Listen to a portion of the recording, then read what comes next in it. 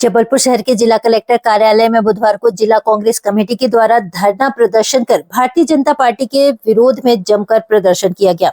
इस मौके पर कांग्रेस पार्टी के नेताओं ने बताया कि भारतीय जनता पार्टी की सरकार ने चुनाव आयोग को हैक कर लिया है। इस समय चुनाव आयोग भारतीय जनता पार्टी के प्रवक्ता बनी हुई है। उन्होंने कहा कि जिस तरह मध्य प्रदेश से राज्यसभा के रूप में मीनाक्षी नटराजन ने फॉर्म भरा था, उनका फॉर्म बगैर किसी कारण और बगैर किसी जांच के रिजेक्ट कर दिया है। उन्होंने आरोप लगाया कि एक तरफ मोदी सरकार महिलाओं को आरक्षण देकर उनको अधिकार दिलाना चाहती है, वहीं दूसरी ओर मध्य प्रदेश में महिलाओं का हक छीन रही है। उन्होंने कहा कि भारतीय जनता पार्टी की सरकार संविधान और लोकतंत्र से खिलवाड़ कर रही है, जिसका खामियाजा आने वाले समय में जनता जरूर देगी। इस मौके पर धरना प्रदर्शन में तमाम कांग्रेसी नेता मौजूद रहे। निर्वाचन आयोग जिसको भारतीय जनता पार्टी ने हैक कर लिया, एक प्रकार से भारतीय जनता पार्टी का प्रवक्ता बन गया, सरकार का प्रवक्ता बन गया, उसके खिलाफ, उसकी निकृष्टता के खिलाफ, उसके ऐसे हठ धर्मिता के खिलाफ जो लोकतंत्र के साथ वो खिलवाड़ कर रहे हैं, जो लोकतांत्रिक प्रक्रिया को तार तार कर रहे हैं, जो संविधान की धज्जियां उड़ा रहे हैं, अकारण बिना कोई कारण के हमारी राज्यसभा सदस्य के रूप में जिनने फॉर्म भरा, सुश्री मीनाक्षी नटराजन का फॉर्म रिजेक्ट, उस बात के खिलाफ, जबकि कोई पुख्ता कारण नहीं, धारा 26 में कोई जानकारी नहीं छुपाई, ऐसी कोई जानकारी ही नहीं थी जिसको छुपाया जा सके। हमारे ऊपर कोई किसी कोर्ट ने संज्ञान नहीं लिया, कोई प्रकरण दर्ज नहीं, कोई चालान पेश नहीं हुआ, कोई चार्ज फ्रेम नहीं हुआ और कोई सज़ा नहीं मिली। जब प्रकरण दर्ज नहीं तो सज़ा कहाँ से मिलेगी? जब चालान फ्रेम नहीं हुआ तो सज़ा कहाँ से मिलेगी?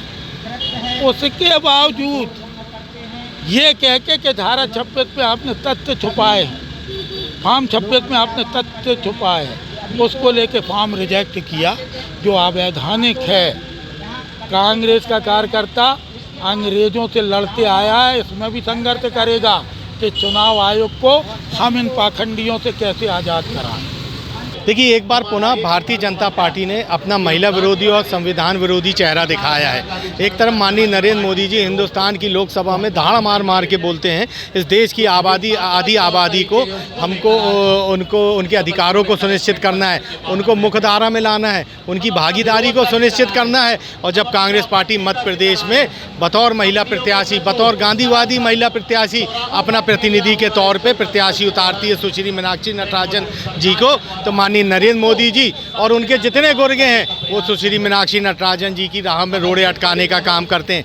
पहले जब बहुमत नहीं था भारतीय जनता पार्टी के पास, तब भी तीसरा कैंडिडेट उतारा गया। सोच बनी कि कांग्रेस पार्टी के विधायकों को खरीदा जाएगा, तोड़ा जाएगा, डराया जाएगा, धमकाया जाएगा, लेकिन जब देखा माननीय जीतू पटवारी जी के नेतृत्व में, माननीय उमंग सिंगार जी के नेतृत्व में समूचा विधायक दल एक साथ है, तो इस्तेमाल किया गया चुनाव आयोग, जो कि भारतीय जनता पार्टी और नरेंद्र मोदी का नौकर है, उसका इस्तेमाल किया गया। एक नोटिस का हवाला दिया गया, संवैधानिक तौर पे उस नोटिस का जिक्र नहीं भी किया जाए तो भी नामांकन की जो कार्रवाई है उसको पूर्ण माना जाता है। ऐसा ही वाकया झारखंड में भाजपा के प्रत्याशी के साथ हुआ, लेकिन वहां पर रिव्यू करने के लिए समय दिया गया, मगर मीनाक्षी नटराजन जी का जो नामांकन है उसको निरस्त करने का काम करा। इसलिए करा क्योंकि जिस तरीके का भाजपा का जो महिला विरोधी चेहरा है, आरएसएस जो कि इनकी मातृ संस्था है, जो कि पूर्णतः महिला विरोधी है, जसोदा बहन की दुर्दशा आप देख लें, महिला विरोधी चेहरा नरेंद्र मोदी जी का दिख जाएगा। देखिए, भारतीय जनता पार्टी वोट चोरी के बाद अब सीट चोरी करने लगी। जिस तरह से लोकतंत्र की मर्यादा को कलंकित किया, संविधान का चीरहरण भारतीय जनता पार्टी ने नरेंद्र मोदी और मोहन यादव के नेतृत्व में मध्य प्रदेश को कलंकित करने का काम किया है, ये कतई बर्दाश्त नहीं किया जाएगा। हम गांधीवादी लोग हैं, आज गांधीवादी की तरीके से सांकेतिक धरना दे रहे हैं 12 बजे से 4 बजे तक। इसके बाद हम गांव-गांव जनता की आवाज़ बनकर, और आज जनता देख रही है कि किस तरह से गांधीवादी महिला नेत्री के साथ भारतीय जनता पार्टी ने छल प्रपंच करके नामांकन निरस्त करवा दिया, जिसका कोई कारण नहीं था नामांकन निरस्त होने का।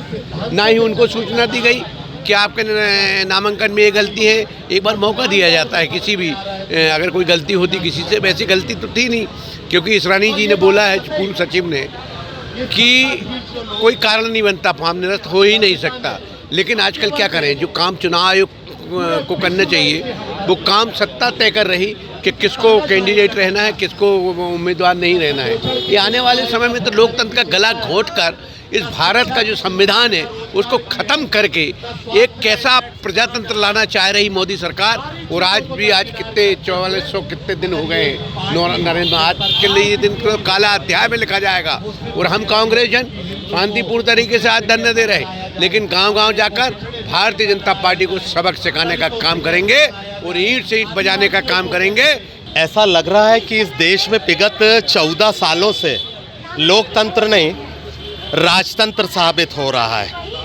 राजतंत्र लगा दिया गया है, तानाशाही चरम पर है, हठधर्मिता चरम पर है, हिटलर शाही सिर चढ़कर बोल रही है।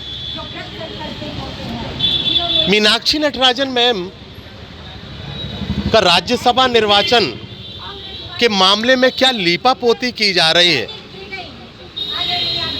क्या तौर तरीके अपनाए जा रहे हैं, क्या स्थितियां हैं, क्या परिस्थितियां हैं, नियम कानून कायदे न्याय संहिता सब कुछ दरकिनार, ना कोई एफआईआर, ना कहीं किसी प्रकार का कोई कानूनी दांव पेंच, और बावजूद उसके उनके नामांकन पर प्रश्न खड़ा कर देना और उनको दौड़ से बाहर कर देना, वो भी भारत देश के सर्वोच्च सदन की दौड़ से। दरअसल ये सरकार हिली हुई, ये सरकार डरी हुई है। वो नहीं चाहती कि कांग्रेस का महिला जो नेतृत्व है वो इस लोकशाही में, इस लोकतंत्र में महिलाओं की नुमाइंदगी करे, मध्य प्रदेश की आवाज़ बुलंद करे, देश में एक ऐसा दौर लेकर आए जो दौर निश्चित तौर पर महिलाओं के हक की बात करे, महिलाओं की शिक्षा की बात करे, महिलाओं के रोजगार की बात करे।